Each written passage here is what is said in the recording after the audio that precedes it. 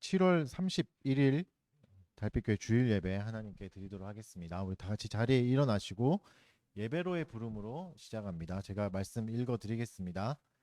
여러 나라의 종족들아 영광과 권능을 여호와께 돌릴지어다. 여호와께 돌릴지어다. 여호와의 이름에 합당한 영광을 그에게 돌릴지어다. 제물을 들고 그 앞에 들어갈지어다. 아름답고 거룩한 것으로 여호와께 경배할지어다. 아멘. 찬송가 영광송 찬송하겠습니다. 찬송가 35장. 찬송가는 주보에 가사가 나와 있습니다. 찬송가 큰 영화로우신 주 찬송하겠습니다. 큰 영화로우신 주 이곳에 오셔서 이 모인 자들로 주 백성 삼으사 그 중에 항상 계시고 그 중에 항상 계시고 큰 영광 나타내소서. 이 백성 기도와 또 예물 드림이 향내와 같으니 곧 받으옵소서. 주 예수 크신 복음을 주 예수 크신 복음을 만 백성 듣게 하소서. 또 우리 자손들 다 주를 기리고 저 성전 돌같이 긴하게 하소서. 주 구원하신 능력을 주 구원하신 능력을 늘 끝날까지 주소서. 또 잔무이닝 참 진리 지키며 성도들 같이 주 찬송하다가 저 천국 보좌 앞에서 저 천국 보좌 앞에서 늘 찬송하게 하소서. 아멘. 우리 사도신경으로 신앙을 고백하겠습니다. 찬송가 제일 앞에 있습니다. 전능하사 천지를 만드신 하나님 아버지를 내가 믿사오며 그 외아들 우리 주 예수 그리스도를 믿사오니 이는 성령으로 잉태하사 동정녀 마리아에게 나시고 본디오 빌라도에게 고난을 받으사 십자가에 못 박혀 죽으시고 장사한 지 사흘 만에 죽은 자 가운데서 다시 살아나시며 하늘에 오르사 전능하신 하나님 우편에 앉아 계시다가 저리로서 산 자와 죽은 자를 심판하러 오시리라. 성령을 믿사오며 거룩한 공회와 성도가 서로 교통하는 것과 사하여 주시는 것과 몸이 다시 사는 것과 영원히 사는 것을 믿사옵나이다. 아멘. 자리에 앉으시고 교리문답 하겠습니다. 오늘은 웨스트민스터 소유리문답 57문부터 62문까지입니다. 57문부터 62문까지 오늘은 사계명에 관해서 사계명의 의무와 금하시는 것들, 지켜야 될 이유들 살펴보도록 하겠습니다. 57문부터 62문까지 문답하도록 하겠습니다. 57문 제4계명은 무엇입니까? 거룩히 지키라.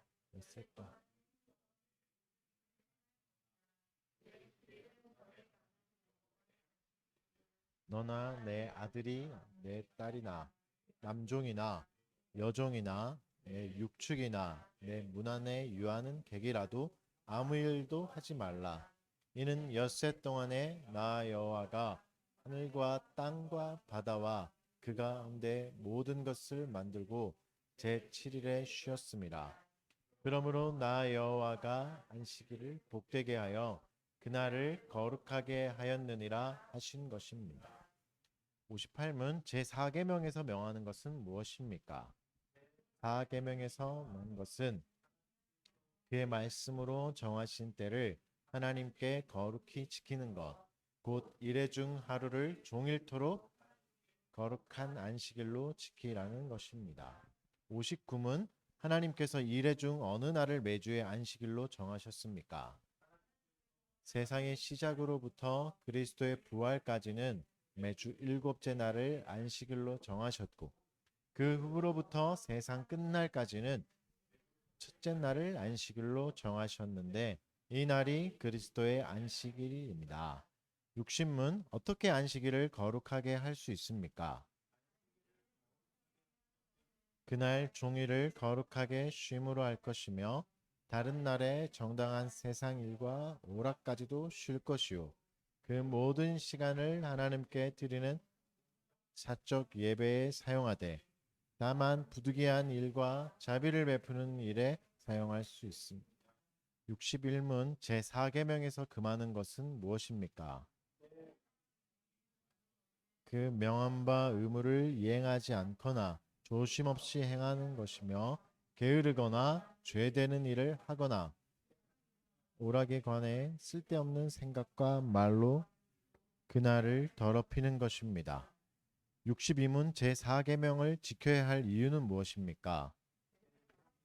지켜야 할 이유는 하나님께서 우리 자신의 사업을 위하여 매주 엿새를 허락하셨고 제7일을 자신의 특별한 날로 주장하셨고 친히 모범을 보이셨고 안식일을 복주셨기 때문입니다. 네.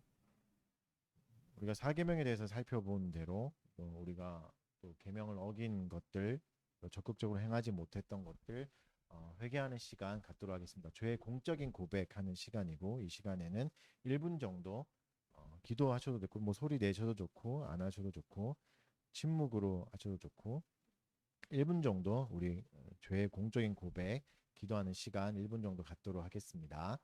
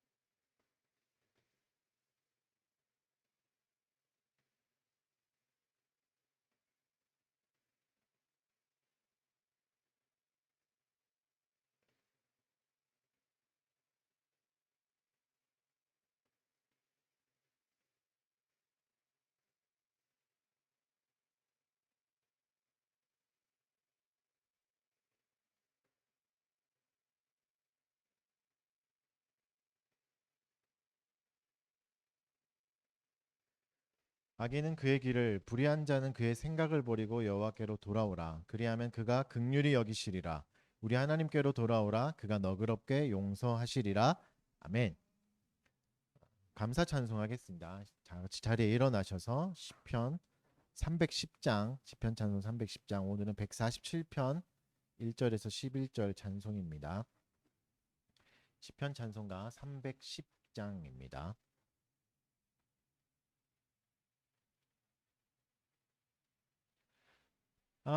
아름답고 선하다 주 찬양하는 것 예루살렘 세우며 포로된 백성과 상심한 자 모으사 주 고쳐 주시며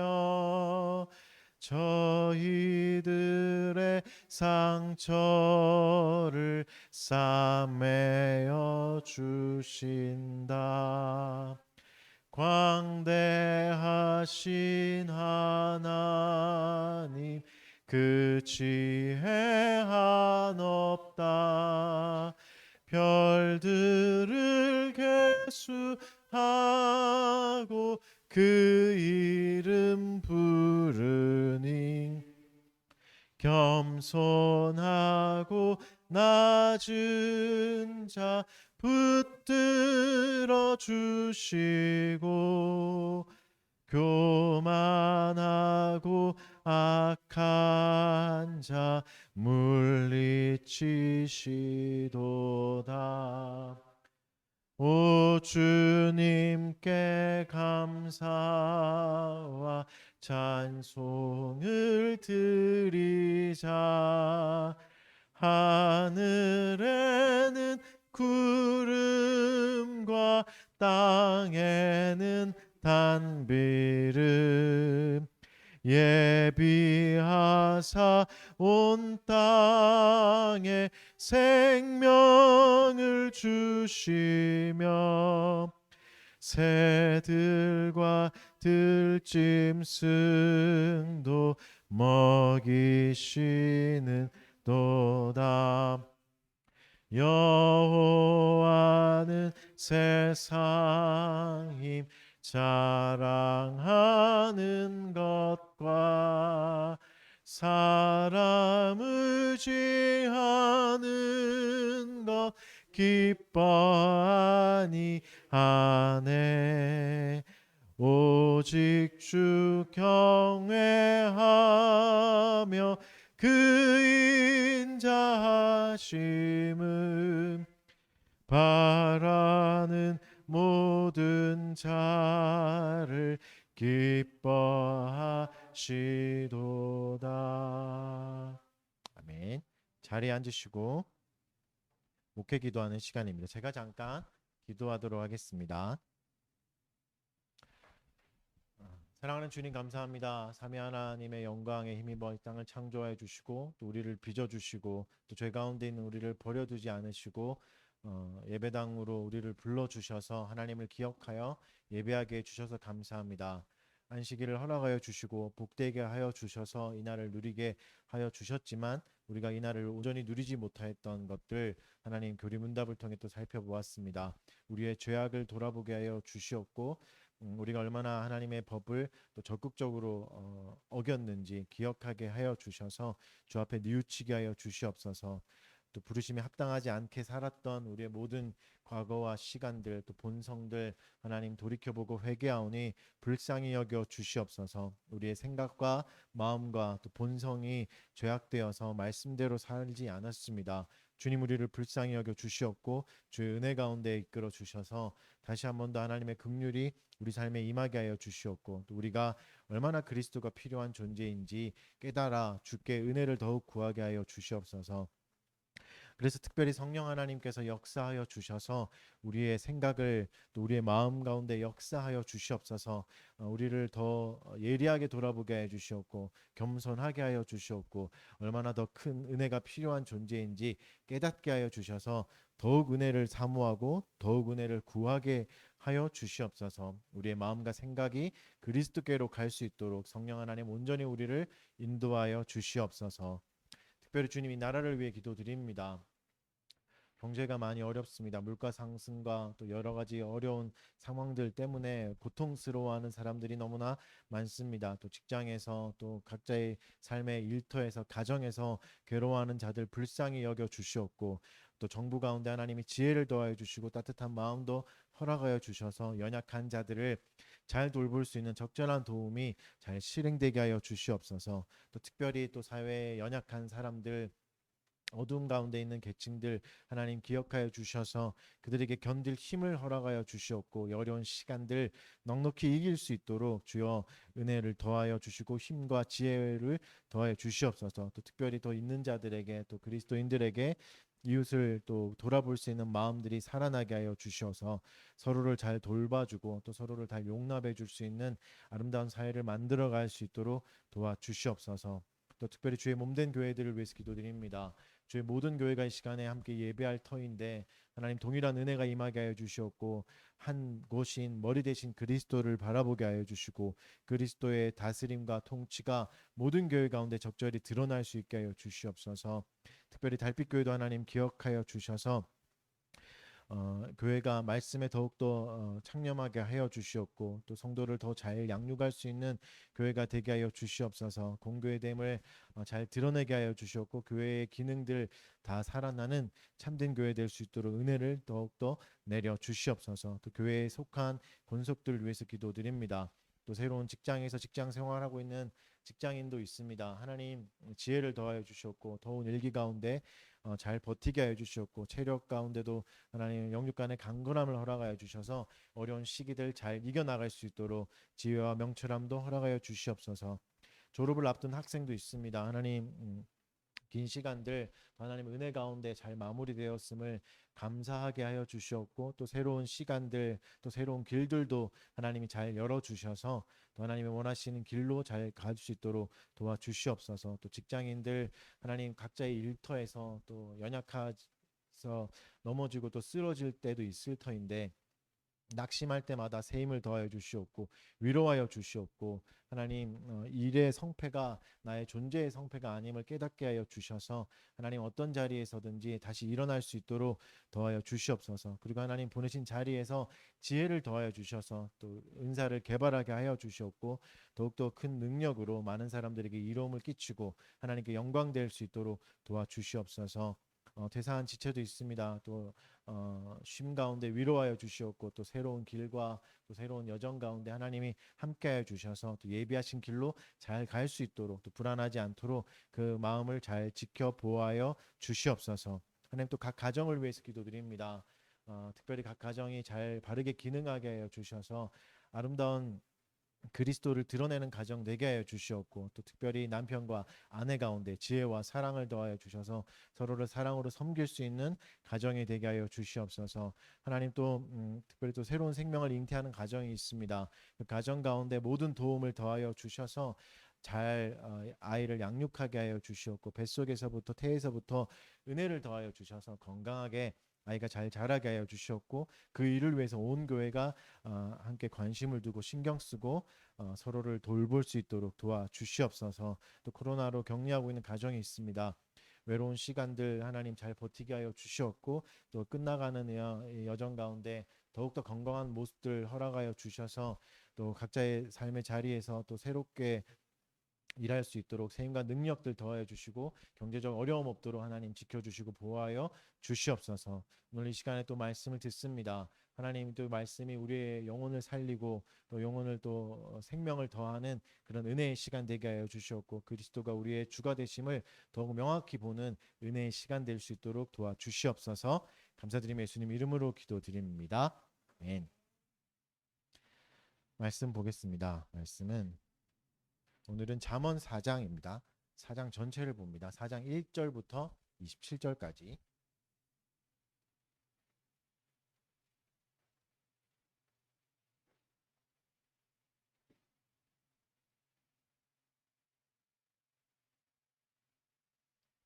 (4장) 1절에서 27절까지 전체를 제가 먼저 한번 읽어드리겠습니다. 아들들아 아비의 훈계를 들으며 명철을 얻기에 주의하라. 내가 선한 도리를 너희에게 전하노니 내 법을 떠나지 말라. 나도 내 아버지에게 아들이었으며 내 어머니 보기에 유약한 외아들이었노라. 아버지가 내게 가르쳐 이르기를 내 말을 내 마음에 두라. 내 명령을 지키라. 그리하면 살리라. 지혜를 얻으며 명철을 얻으라. 내 입의 말을 잊지 말며 어기지 말라. 지혜를 버리지 말라. 그가 너를 보호하리라. 그를 사랑하라. 그가 너를 지키리라. 지혜가 제일이니 지혜를 얻으라. 내가 얻은 모든 것을 가지고 명철을 얻을지니라. 그를 높이라. 그리하면 그가 너를 높이 들리라. 만일 그를 품으면 그가 너를 영화롭게 하리라. 그가 아름다운 관을 내 머리에 두겠고 영화로운 면류관을 내게 주리라 하셨느니라. 내 아들아 들으라. 내 말을 받으라. 그리하면 내 생명의 해가 길리라. 내가 지혜로운 길을 내게 가르쳤으며 정직한 길로 너를 인도하였은즉 다닐 때 내 걸음이 곤고하지 아니하겠고 달려갈 때에 실족하지 아니하리라. 훈계를 굳게 잡아 놓치지 말고 지키라. 이것이 내 생명이니라. 사악한 자의 길에 들어가지 말며 악인의 길로 다니지 말지어다. 그의 길을 피하고 지나가지 말며 돌이켜 떠나갈지어다. 그들은 악을 행하지 못하면 자지 못하며 사람을 넘어뜨리지 못하면 잠이 오지 아니하며 불의의 떡을 먹으며 강포의 술을 마심이니라. 의인의 길은 돋는 햇살 같아서 크게 빛나 한낮의 광명에 이르거니와 악인의 길은 어둠 같아서 그가 걸려 넘어져도 그것이 무엇인지 깨닫지 못하느니라. 내 아들아 내 말에 주의하며 내가 말하는 것에 내 귀를 기울이라. 그것을 내 눈에서 떠나지 말기 하지 말며 내 마음속에 지키라. 그것은 얻는 자에게 생명이 되며 그의 온 육체의 건강이 됨이니라. 모든 지킬 만한 것 중엔 더욱 내 마음을 지키라. 생명의 근원이 이에서 남이니라. 구부러진 말을 내 입에서 버리며 비뚤어진 말을 내 입술에서 멀리 하라. 내 눈은 바로 보며 내 눈꺼풀은 내 앞을 곱게 살펴 내 발이 행할 길을 평탄하게 하며 내 모든 길을 든든히 하라. 좌로나 우로나 치우치지 말고 내 발을 악에서 떠나게 하라. 아멘. 잠언 4장입니다. 오늘은 돋는 햇살 같은 지혜란 제목 가지고 말씀 전하도록 하겠습니다. 배가 고파가지고 당이 떨어지네. 배고파서.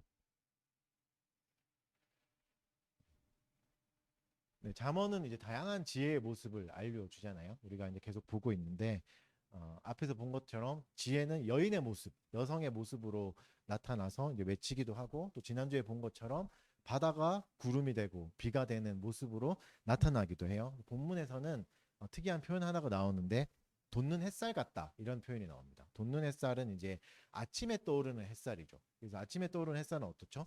점점점 밝아져 가지고 어두움을 확 밝히고 다 드러나게 하는 그게 돋는 햇살. 이게 지혜다. 어둠이 사라지게 하고 모든 것이 더 명확해지는 이게 지혜인 거죠.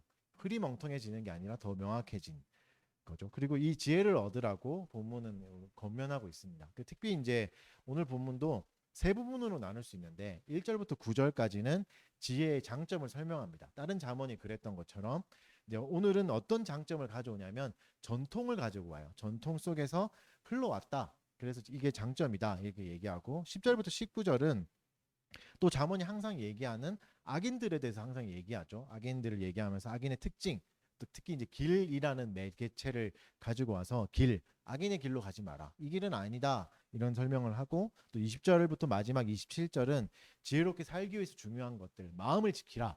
이걸 말하고 있습니다. 사실 마음이 굉장히 핵심이 되는 표현인데 그렇습니다. 하여튼 이런 구조를 가지고 있습니다. 그래서 오늘 4장 전체를 살펴보도록 하겠습니다. 먼저 이제 아버지는 계속해서 아들에게 표현하죠. 내 아들아 이렇게 말하면서 아버지가 자녀에게 부모님이 자녀에게 말하는 형식을 빌려서 계속 말하고 있습니다. 이번에는 전통을 가지고 오죠. 전통에서 말하면서 지혜의 소중함을 얘기하고 있어요. 3절에서 이렇게 표현하죠. 나도 자신도 아버지의 유약한 아들이었다. 그러니까 이제 뭐죠? 아들에게는 할아버지가 되는 나도 아버지의 아들이었어. 아버지 할아버지가 나한테 지혜를 가르쳐 주셨어. 그래서 내가 이렇게 살았고 너도 이제 이렇게 살아라. 이렇게 말하고 있죠. 여기서 이제 우리가 지혜의 전달 방법을 잘 보셔야 됩니다. 지혜가 어떻게 전달되죠? 이제 뭐 우리가 생각하듯이 학교나 뭐 교회, 교육 기관을 통해서 지혜가 전달되기도 하지만 본문은 가장 기초적인 기관인 가정을 통해서 지혜가 전달되는 모습을 보여주고 있습니다. 그러니까 지혜가 할아버지에게서 아버지에게서 아들에게로 전해지는 그러니까 가정의 역할 중에 굉장히 핵심적인 기능을 알려주는 거죠. 지혜를 계속 전달하는 게 가정의 굉장히 중요한 역할이다를 보여주고 있는 거죠. 왜 이렇게 중요한가? 왜냐하면 전통은 그 자체로 가치가 있을 때도 있지만 없을 때도 있습니다. 악습들이 있잖아요. 이상한 습관들, 잘못된 것들이 그냥 내려오기도 하잖아요. 그래서 전통은 구분돼야 됩니다. 이게 좋은 건가, 나쁜 건가, 이게 진짜 합당한 건가, 나쁜 건가를 해야 되는 거죠. 근데 이게 무조건 오래된 것이라고 좋은 것은 아니잖아요. 그리고 무조건 또 새 것이라고 좋은 것도 아닌 것처럼 이 구분을 잘 해야 되는 거죠. 그래서 이 역할, 이 구분의 역할을 어디서 해야 되는가? 가정에서 해야 되는 거죠. 아버지가 할아버지가 아들에게 아버지가 아들에게 가정에서 이것을 해야 된다 이렇게 보여주고 있습니다. 뭐 이미 가정을 이루신 분도 있고 또 가정을 이루어야 될 분도 계시고 또 뭐 못 이룰 분도 계시겠지만 가정을 못 이룬다 할지라도 우리가 사회에서 생활을 할 거고 사회에서 다음 세대를 만납니다. 다양한 세대를 만나잖아요. 지금 우리가 뭐 흔히 꼰대라고 말하는 윗세대들과 일을 하고 있잖아요. 그러나 조금만 지나면 우리가 그 세대가 될 겁니다. 그래서 우리가 새로운 세대들하고 또 살아가야 되는 거죠.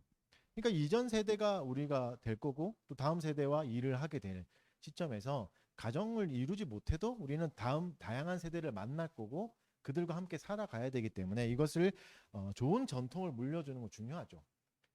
그래서 이것을 이 가정에서 이 역할을 바르게 행해야 됩니다. 본문은 설명을 통해서 이제 가정의 역할을 배울 수 있는 거죠. 가정은 어떤 곳이어야 됩니까? 지혜를 잘 전달해야 되고 본문의 표현대로 유약한 아들, 굉장히 연약한 자, 미련한 자, 어리석은 자도 지혜를 얻을 수 있는 곳이어야 됩니다. 그게 어디라고요? 가정이라고요. 그래서 가정은 약육 강식의 원리로 돌아가지 않습니다. 유일하게. 그렇죠? 가정은 오히려 약한 자가 더 보호받고 돌봄을 받는 곳이죠. 어떤 가정? 가정은 그래야 됩니다. 유약한 아들도 연약하고 미련하다고 어리석다고 해서 성적 안 좋다고 해서 밥 안 주고 이러지 않죠. 이러면 안 되는 거죠. 가정은 또 어떤 곳입니까? 명령이 있는 곳입니다. 인생의 중요한 가치는 명령을 통해서 전해집니다. 중요한 가치. 본문에서도 정해지는 명령이 있죠. 가훈처럼 전해지는 가치. 6절의 가르침인데 6절을 같이 한번 읽어볼까요? 잠언 4장 6절 시작.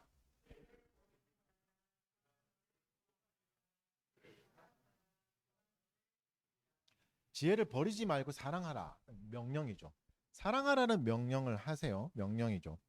사랑하라는 명령은 가정의 기반이 됩니다. 가정을 지키는 기반이죠. 계속 살펴본 대로 잠언에서 지혜는 앞에서 살펴본 대로 지혜는 여성의 모습을 하고 있잖아요. 여성 명사를 쓰면서 여자의 모습. 그래서 본문은 더욱더 여인의 모습이 잘 드러납니다. 지혜라는 여인의 모습이 잘 드러나고 어떻게 대하라고 하죠? 지혜를 사랑하라. 그리고 버리지 마라. 그리고 지혜가 제일이니 지혜를 높여주라. 그러면 영화로운 면류관을 받을 것이다. 이거 마치 그냥 이 지혜라는 단어에서 여인만 바꿔버리면 마치 주례사 같습니다. 주례하는 결혼하는 그 커플에게 아버지가 주례하는 것 같이 아내한테 잘해야 돼.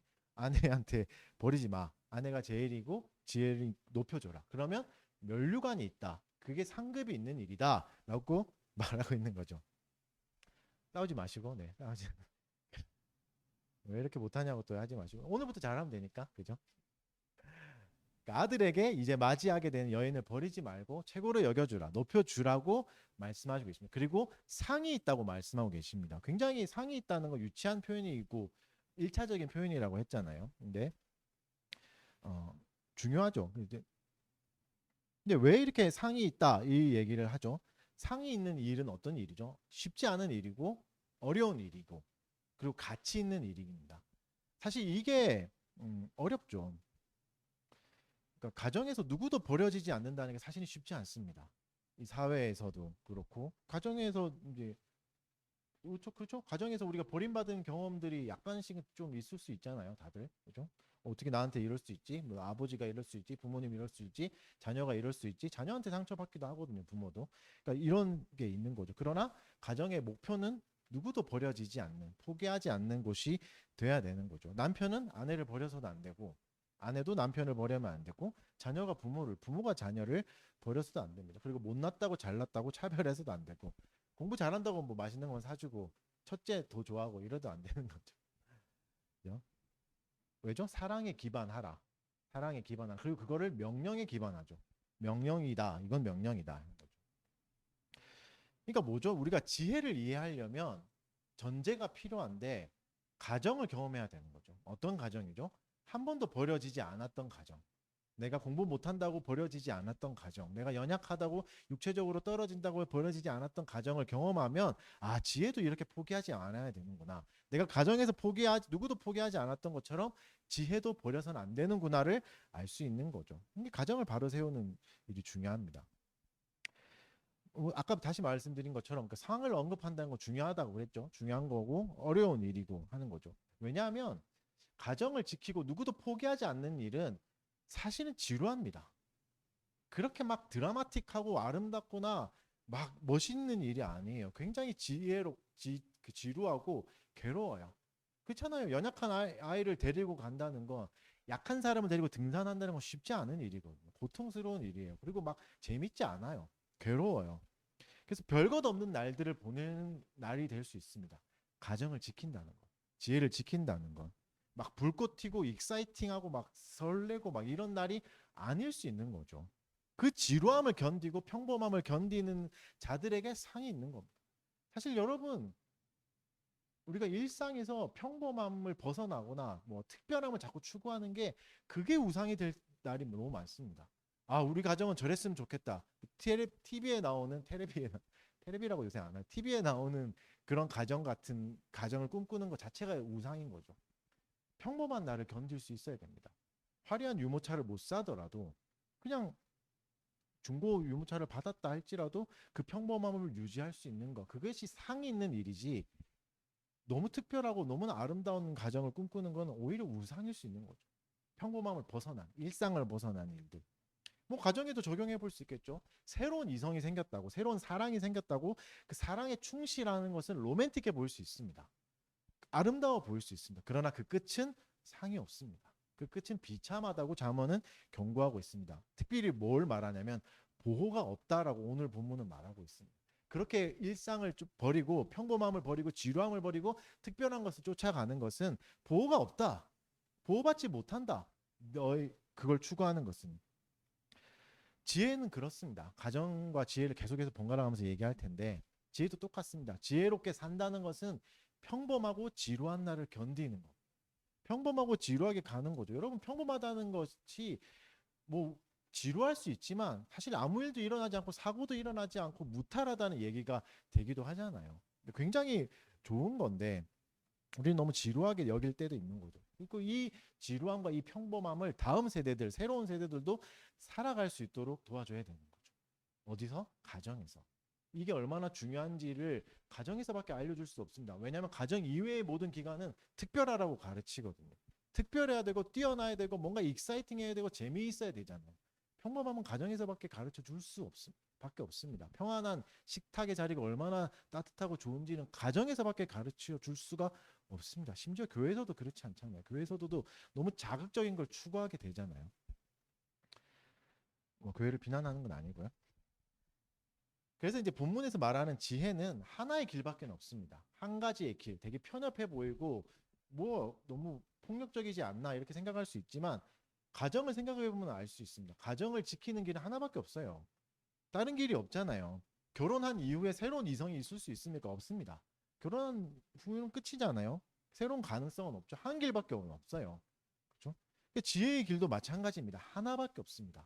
다른 길이 없어요. 다른 선택이 있을 수 없습니다. 그래서 힘든 길입니다. 지혜로운 길은 하나입니다. 좀 덜 악한 길, 좀 덜 지혜로운 길, 이런 길은 없는 거죠.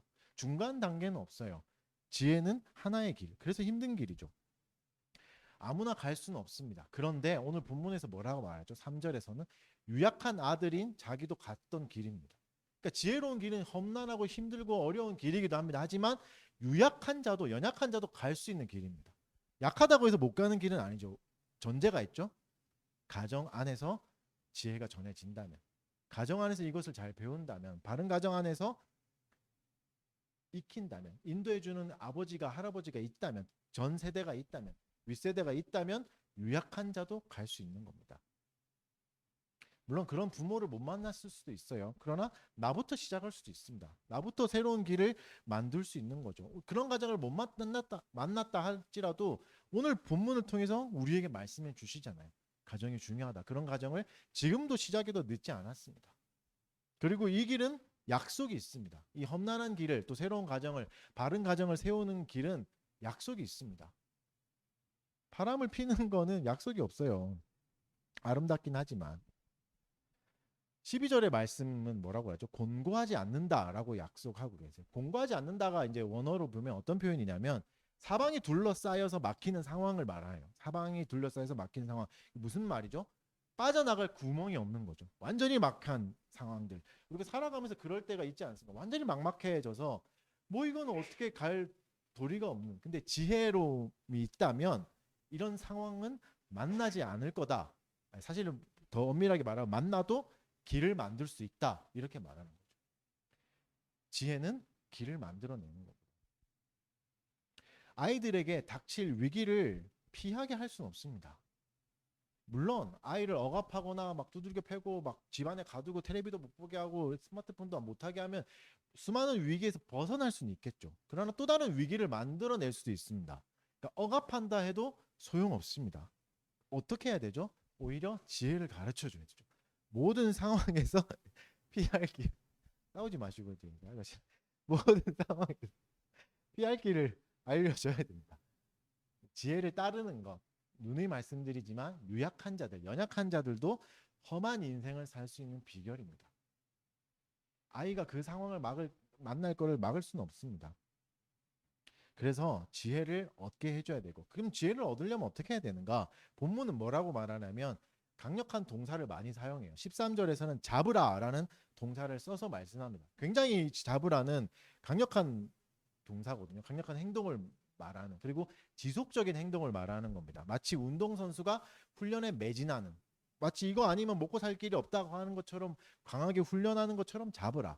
그러니까 지속적으로 끝까지 계속해서 잡으라 말하는 거죠. 그러니까 지혜는 거저 얻어지는 게 아닙니다. 가만히 있는다고 스스로 지혜로워지는 게 아닙니다. 경험은 늘어나서 꼼수들은 늘어날 수 있지만 지혜는 늘어나지 않는 거죠. 지혜는 구해야 되는 거죠. 그리고 지혜의 강점이 뭐죠? 구하려고 얻으려고 노력하는 만큼 얻을 수 있습니다. 그래서 구하라고 하는 거죠. 끊임없이 노력하면, 끊임없이 구하면, 끊임없이 얻을 수 있는 것이 지혜입니다. 무한하게 받을 수 있는 거죠. 그리고 15절의 지혜는 뭐죠? 뭐라고 말하죠? 악을 피합니다. 피하고 지나가지 말려, 통과하지 마라, 그 길로 다니지 말라라고 말하죠. 지혜를 계속 추구하면 결국은 악을 피할 수 있게 되는 거죠. 사실 여러분, 우리가 악을 피하는 게 굉장히 어려워요. 쉽지 않습니다. 왜냐하면 악은 굉장히 매력적이거든요. 영국의 시인 알렉산더 포프가 한 유명한 말이 있습니다. 남자에 관한 에세이라는 책에서 이런 말을 하거든요. 이렇게 읽어드릴게요. 악은 드러나면 싫어할 수밖에 없는 끔찍한 얼굴을 가진 괴물이다.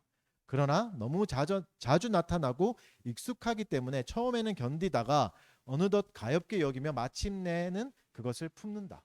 무슨 말이죠? 악은 처음에는 흉측하고 괴롭다. 그러다가 나중에는 너무 자주 만나니까 포옹한다. 안고 산다. 이렇게 말하죠. 그러니까 결국은 악한 길을 안 가려고, 이게 악한 길이지 저기 나쁜 길이지 욕하다가 결국 그 길을 따라간다는 말이죠. 사실 우리가 이거를 굉장히 많이 익숙하게 받아 알 수 있거든요. 우리에게는 또 K 드라마가 있잖아요. 그럼 한국 드라마를 보시면 그 클리셰 가득한 그냥 옛날 그런 드라마들 보면 남자 주인공 여자 주인공이 처음에 나오잖아요. 막 이렇게 가다가 대부분 막 출근길에 만나죠. 출근길에 만나가지고 막 서로에게 피해를 줘가지고 이렇게 완전 원수가 되잖아요. 남자 주인공 여자 주인공이. 그래서 막 만나죠. 싸가지 이러면서 막 너 그 싸가지지, 막 출근했는데 그 사람이 있잖아요. 그런 드라마를 보면, 근데 사실 걱정 안 하죠. 이 두 커플이 지금 완전 악연으로 만나서 시작해도 우리는 걱정 안 합니다. 왜냐하면 16회면 10회 정도 가기 전에 둘은 죽고 못 사는 사이가 되거든요. 그쵸? 싸가지로 만나고 서로가 욕하고 막 이렇게 어떤 첫 인상이 악했다 할지라도 커플이 돼요. 10회쯤에. 물론 12회, 13회쯤 위기가 오지만 14회, 16회쯤엔 다시 또 죽고 못 사는. 이게 다 K 드라마잖아요. 악이 이렇다는 거죠. 처음에 악을 만나서 최악의 감정을 느낄 수 있고, 최악의 상황이다, 저거 어떻게 저렇게 살 수 있나, 요건 할 수 있겠지만 계속 만나게 되면 죽고 못 사는 사이가 될 수 있어요. 그러니까 처음에 내가 악을 구별해냈다고 끝까지 내가 악을 멀리할 수 있다는 게 아닌 거죠. 뭐 제가 막 바람 피는 거 나쁩니다, 가정을 깨는 거 나쁩니다, 지금 설교한다고 해서 끝까지 그렇게 살 수 있다는 보장은 없는 거죠. 그래서 어떻게 해야 되는 거죠? 끊임없이 구해야 된다. 끊임없이 지혜를 구하지 않으면 그렇게 된다. 부모님 욕하지만 아빠처럼 살기 싫다고 욕하지만 아빠처럼 살게 되는 거죠. 계속 지혜를 구하지 않으면. 그래서 지혜가 완성되는 인생은 없습니다. 우리가 살아갈 동안 계속해서 끊임없이 지혜를 구하며 살아가야 되고, 이것은 피곤할지라도 지루할지라도 계속해야 되는 거죠. 그래서 이제 본문은 또 특히 이제 악인에 대해서 다시 한 번 더 신랄하게 묘사하고 있습니다. 잠언의 특징이죠. 16절 17절을 봅시다. 16절 17절에서 악인을 어떻게 묘사하는지 같이 한번 읽어봅시다. 4장 16, 17 시작.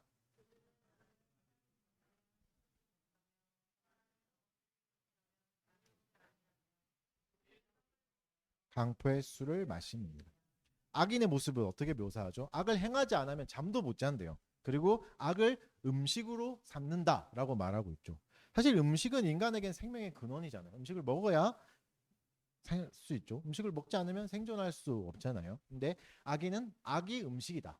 악을 음식처럼 먹는다. 그러니까 무슨 말이죠? 악인은 악이 없으면 생존하지 못할 것처럼 산다라고 말하죠. 여기서 우리는 악인의 삶의 방식을 볼 수 있습니다. 악을 먹는 거죠. 근데 사실 악인의 삶의 방식은 매력적이고 별 아름답게 보이기도 해서 문제가 잘 드러나지 않아요. 그래서 필요한 게 뭐냐면 의인의 삶입니다. 악인의 삶을 구분하려면 의인의 삶과 항상 대조해 봐야 됩니다. 그렇죠? 그래서 23절에서는 의인의 삶을 보여주고 악인의 삶과 완벽하게 대조를 시켜줘요. 뭐가 문제인가? 악인의 삶이 악을 먹고 사는 게 왜 문제인가를 보여줘요. 23절을 봅시다. 23절을 같이 읽어보겠습니다. 시작. 생명의 근원이 이에서 남이라. 의인은 뭐라고 하죠? 마음을 지켜라 말하고 생명의 근원이 마음에 있다라고 말하고 있습니다. 여기서 확실히 알 수 있는 거죠. 의인과 악인은 생명의 근원이 달라요. 생명의 근원으로 사는 게 달라요. 악인은 음식이죠. 악을 행하는 게 생명의 근원이에요. 의인은 마음이 근원입니다. 이것을 위치적으로 보면 악인은 밖에서부터 안으로 채우는 게 생명의 근원이에요. 의인은 안에서부터 밖으로 나가는 게 생명의 근원입니다. 완전히 다릅니다. 어디에 중점을 두냐에 따라서 길이 완전히 달라지는 겁니다. 물론 음식을 다 먹어야 돼요. 의인도 음식은 먹어야 되잖아요. 그러나 중점이 어디 있냐는 거죠. 밖에서부터 안으로 들어가는 인생은 악인의 인생입니다. 그들은 여러 가지 요소를 통해서 자기의 존재를 자랑하죠. 내가 타고 다니는 차, 내가 다니는 회사, 내가 가지고 있는 직업, 내가 먹는 음식이 나를 규정하죠. 밖에서 안으로 들어오는 게 나를 규정합니다. 나를 표현하고 그것으로 위안을 삼죠. 사실 사회에서는 이게 문제될 건 없습니다. 악한 일은 아니잖아요. 근데 오늘 본문은 뭐라고 얘기하죠? 이건 죽은 거다. 죽은 마음이다라고 말하고 있습니다. 왜 그러냐면 밖에서부터 안으로 들어가는 인생은 안을 돌볼 수 없습니다. 안의 문제를 볼 수 없습니다. 왜냐하면 외부가 화려하니까. 그러니까 외부가 화려하다고 해서 내면의 문제가 해결되는 게 아닌 거죠. 내면의 슬픔을 오히려 무시할 수 있게 되는 겁니다. 스스로 자기의 내면의 슬픔을 무시해 버리니까 자기도 스스로를 못 돌보게 되고 자기를 돌아보지 못합니다. 그래서 예수님은 이 밖에서 안으로 채우는 삶에 대해서 분명히 경고하십니다. 누가복음 21장 34절을 읽어드릴게요. 너희는 스스로 조심하라. 그렇지 않으면 방탕함과 술 취함과 생활의 염려로 마음이 둔하여지고 뜻밖의 그날이 덫과 같이 너에게 임하리라. 밖에서만 자꾸 채우면 마음이 둔해져서 덫과 같이 너에게 심판이 임한다. 너희 망해 죽어 이렇게 말하죠. 그러니까 안은 파괴되고 있는데 겉이 멀쩡하니까 전혀 모르는 거죠. 내면의 슬픔을 발견한다고 해도 문제가 됩니다. 사실 더 괴로워요. 이렇게 생각하거든요. 아니 나는 멀쩡한 남편이 있는데 멀쩡한 아내가 있는데 난 아름다운 가정을 이루는데 사람들이 부러워하는 직업을 이루는데 왜 이렇지? 왜 마음이 괴롭지? 왜 이렇지? 사실은 그거죠. 안에서 밖에서 안으로 못 들어가기 때문에 밖에 아무리 화려하다고 해서 내면이 유지되는 건 아니고 오히려 이상하게 생겨서 아무의 공감도 못 받습니다. 아니 너는 좋은 직업이 있잖아. 넌 돈 많이 벌잖아. 근데 왜 이렇게 외로워해? 괴로워해? 이런 말밖에 안 되는 거죠. 사실은 생명의 근원은 마음에 있기 때문에 그렇습니다. 그래서 여러분 외부의 것이 있는데 외로울 리 없잖아. 이런 순간이 오게 됩니다. 밖에서 안으로만 채우게 되면 생명은 어떻습니까? 밖에서 안으로 들어오는 게 아니라 안에서 밖으로 나가는 겁니다. 의인의 삶은 그렇다라고 말하죠. 밖에서부터 안으로 들어온 삶은 거듭 말씀드리지만 이런 비참한 상황을 견딜 수 없게 됩니다. 괴로워집니다. 그래서 반대의 인생을 봅시다. 반대의 의인의 인생은 뭐죠? 안으로부터 밖으로 나가는 인생이 가치 있는 인생입니다. 이 인생이 아름다운 인생인 거죠. 그럼 우리의 마음은 어떻게 채울 수 있나? 어떻게 안을 채워가고 어떻게 세울 수 있나? 사실 마음을 채우는 건 쉽지 않습니다. 왜냐하면 밖에서는 안으로 뚫고 못 들어오거든요. 어떠한 외부의 것도 마음 안으로는 들어올 수 없고 우리의 혼돈을 채울 수는 없습니다. 오직 하나님만이 안에서 이것을 시작할 수 있죠. 그래서 그리스도는 우리의 마음에 오셨다고 성경은 계속해서 말하고 있죠. 고린도전서 2장 16절에 이렇게 말씀하세요. 누가 주의 마음을 알아 주를 가르치겠느냐. 그러나 우리가 그리스도의 마음을 가졌느니라. 그리스도의 마음을 가졌다. 우리가 그리스도의 마음을 가졌다고 선포해 주십니다. 이게 복음입니다. 마음이 중요하구나. 마음을 채우고 안에서부터 밖으로 나가야 되는데 누구도 내 마음을 뚫고 들어올 수는 없는데 그걸 뚫고 들어오신 분이 그리스도다. 그리스도는 어디서부터 시작하시죠? 마음에서부터 시작하십니다. 그리스도는 우리 마음에 오신 거죠. 이 마음을 주시려고 이 땅에 오신 게 그리스도입니다. 그래서 이제부터 그리스도는 안에서부터 밖으로 나가는 삶을 살게 해주십니다. 그리스도는 우리의 마음을 살펴보십니다. 로마서에서도 말하잖아요. 우리의 마음을 살펴서 우리가 무엇을 기도해야 되는지도 알고 계시는 게 하나님이시잖아요. 마음을 살펴주시는 거죠. 마음을 지켜주시는 거죠. 그리스도의 마음을 품은 자를 하나님이 지켜주십니다. 그리고 그리스도가 마음속에 계신 사람은 눈을 고정하고 말을 바로 하고 바른 길을 걷게 됩니다. 오늘 잠언의 표현대로라면. 사랑하는 여러분, 안에서 밖으로 나가는 인생은 당장 뭔가 눈앞에 보이지는 않습니다. 밖에 게 바로 바뀌진 않거든요. 마음이 가득 찼다. 그리스도가 안에 있다. 이미 알고 있지만 별거 없잖아요. 그러나 외부의 것이 중요하지 않기 때문에 그리스도가 내면에 있는 사람은 외부의 것이 있어도 되고 없어도 됩니다. 도구일 뿐이죠. 말 그대로 도구일 뿐이죠. 잘 사용하는 거죠. 그래서 안에서 밖으로 나가는 삶을 오늘 나머지 본문은 표현하고 설명해 주는데 특히 뭘 말하죠? 말이죠. 가장 중요한 표현이 말입니다. 구부러진 말, 비뚤어진 말을 버린다고 오늘 본문에서 말하고 있습니다. 왜 말을 조심하게 될까요? 말은 상대의 마음을 다치게 할 수 있거든요. 안에서 밖으로 나가는 인생은 마음이 생명의 근원인 걸 아는 인생입니다. 그래서 상대의 마음도 신경 써 주는 거죠. 상대의 마음도 조심해 주는 거죠. 그래서 말이 마음에 꽂히잖아요. 말이 사람의 생명의 근원에 손상을 줄 수 있다는 걸 알기 때문에 말을 조심하게 됩니다. 외부만 소중하게 여기는 사람은 외부가 화려한 사람만 중요하게 여깁니다. 돈 잘 버는 사람, 대단한 힘이 있는 사람, 능력 있는 사람, 은사가 있는 사람, 당장의 이익이 되는 사람만 소중히 여길 수 있는 거죠. 마음은 다루어주지 못하는 거죠. 안에서 밖으로 나가는 인생은 마음을 소중히 여겨주는 겁니다. 마음에 관심이 없는 사람에게는 말은 무기일 뿐입니다. 저 사람을 찌르고 비판하고 판단하고 하는 무기가 될 뿐이죠. 본문은 뭐라고 말하죠? 마음을 지키라라고 말합니다. 내 마음뿐만 아니라 상대의 마음도 이웃의 마음도 지켜줘야 됩니다. 거듭 말씀드리지만 마음을 지키는 일은 굉장히 지루하고 별 소득 없어 보이는 작업이에요. 당장 뭐가 바뀌지 않아요. 말이 바뀌는 건 오래 걸리잖아요. 그렇다고 해서 여러분 마시멜로 하나짜리 사고방식을 해서는 안 됩니다. 마시멜로 이야기 아시죠? 마시멜로 유명한 실험이잖아요. 아이에게 하나의 마시멜로를 주고 이거 참고 있으면 내가 다시 올 때 마시멜로 2개 줄게. 이렇게 하면 거의 못 통과하잖아요. 하나의 눈앞에 있는 그 하나의 이익에 눈 멀어서 2개를 받을 수 있는데도 그 기회를 놓치죠. 이게 마시멜로 하나짜리 사고방식입니다. 뭐죠? 짧은 단기적인 사고만 하는 거죠. 짧은 생각을 하는 것을. 마시멜로 하나를 먹기 위해서 2개를 포기하는 삶이에요. 되게 어리석거든요. 근데 이게 아이뿐만 아니라 어른이 된 우리들도 사실은 쉽지 않아요. 소비가 그렇잖아요. 우리가 쓰는 것들. 쓰레기를 배출하는 일도 그렇고 미래를 못 생각하는 것도 장기적인 걸 생각 못 하는 거죠. 사실 그렇잖아요. 여러분 우리가 노후를 위해서 투자하고 저금하는 것보다 지금 먹는 게 더 중요하거든요. 이것을 참아서 저축하면 더 많은 이익을 낼 수 있다는 걸 알지만 2개의 마시멜로를 기다리기에는 우리는 너무 조급하죠.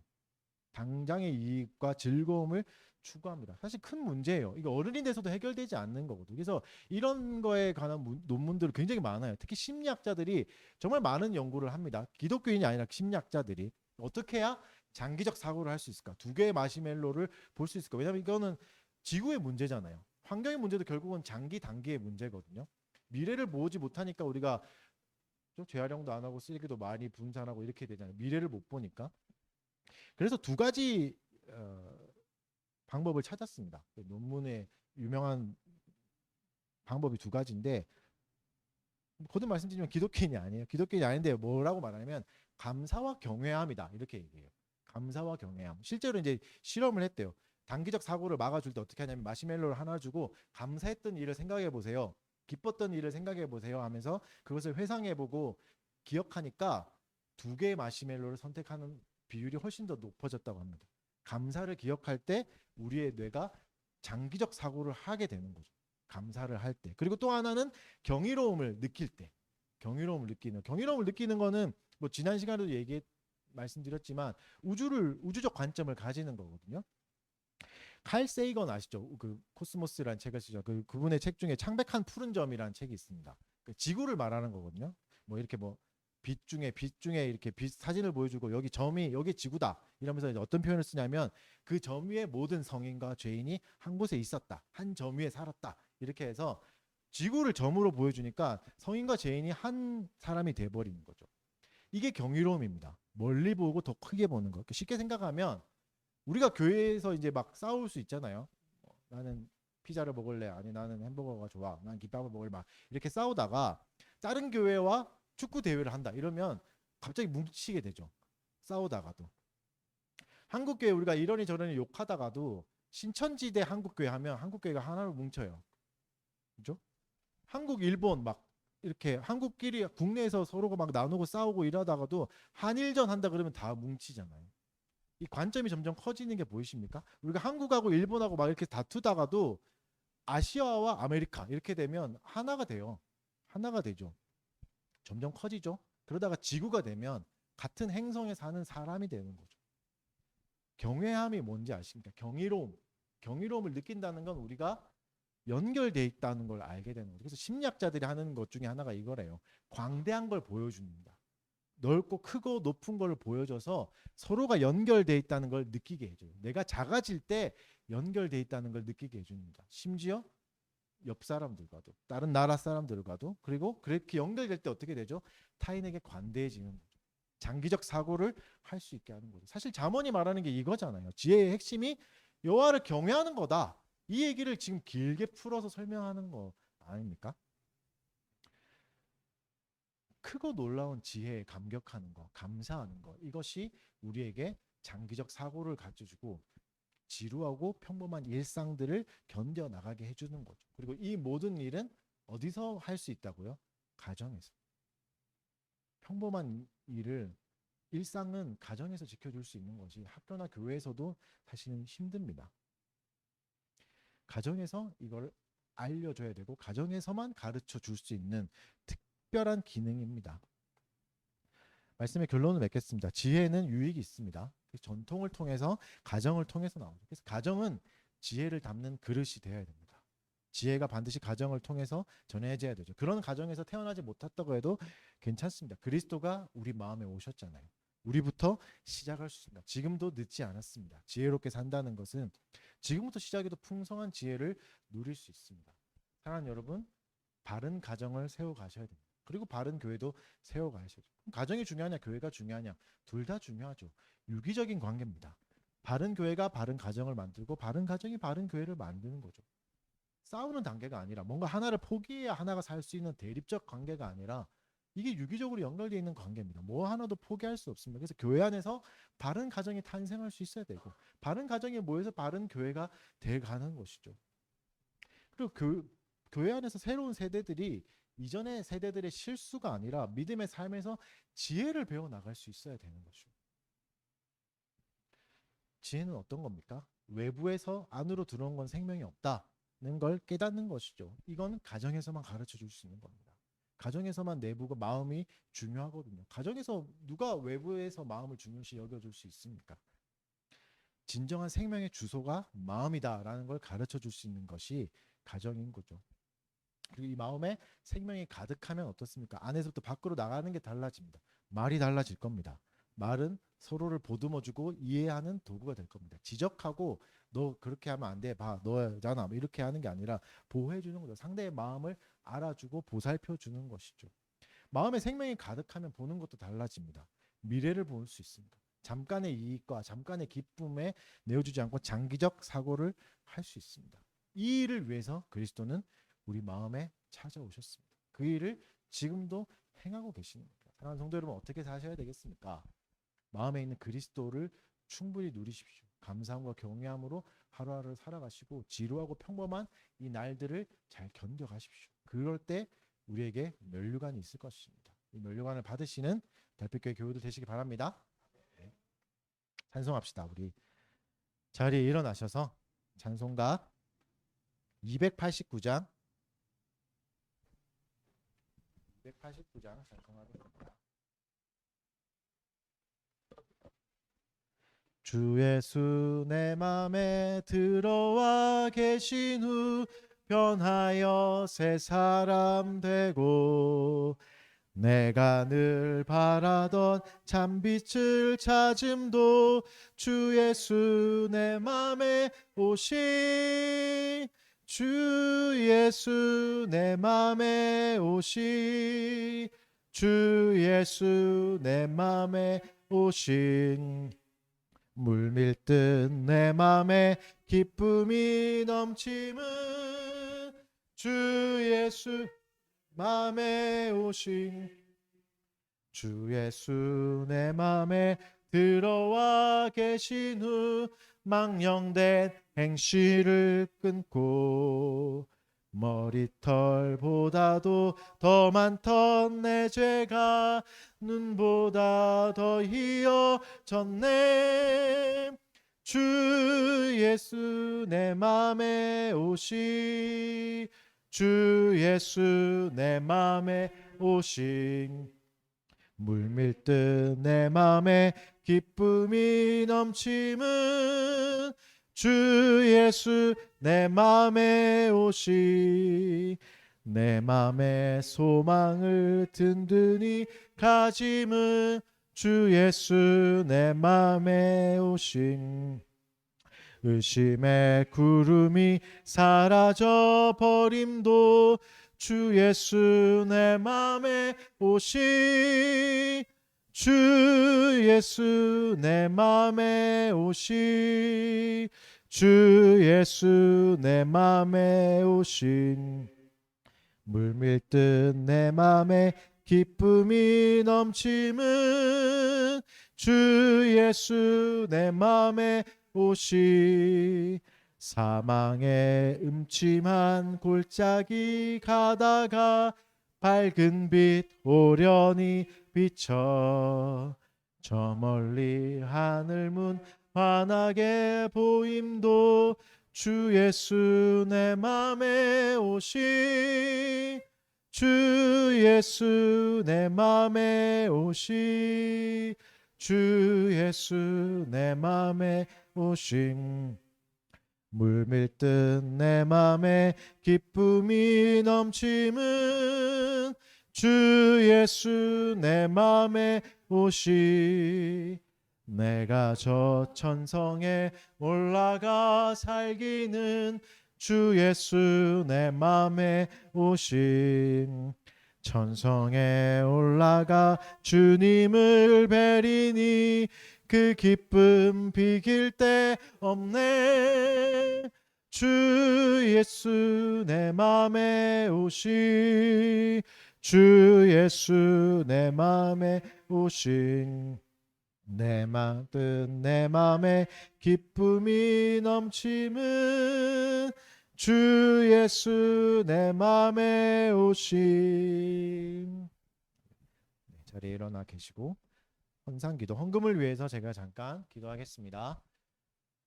사랑하는 주님 감사합니다. 우리에게 또 일터를 주시고 재물을 얻을 힘을 더하여 주셔서 또 각자가 일자리에서 또 하나님 보내신 자리에서 얻은 재물들 다 가지지 않고 또 주께로 또 교회를 위해서 이웃을 위해서 내어놓게 하신 것 감사드립니다. 그 수고로운 손길들 위해 축복하여 주시고 위로하여 주시옵고 세임과 능력을 더하여 주셔서 또 다시 시작되는 삶의 터전 가운데 더욱 힘차게 일할 수 있도록 지혜를 더하여 주시옵소서. 또 하나님이 물질들 우리가 잘 사용할 수 있도록 따뜻한 마음과 이웃을 향한 마음들 그리고 지혜로운 눈도 허락하여 주셔서 잘 감시하고 잘 사용하여 주셔서 제물로 많은 사람들을 살리고 위로하는 데 쓸 수 있도록 도와주시옵소서. 감사드리며 예수님 이름으로 기도드립니다.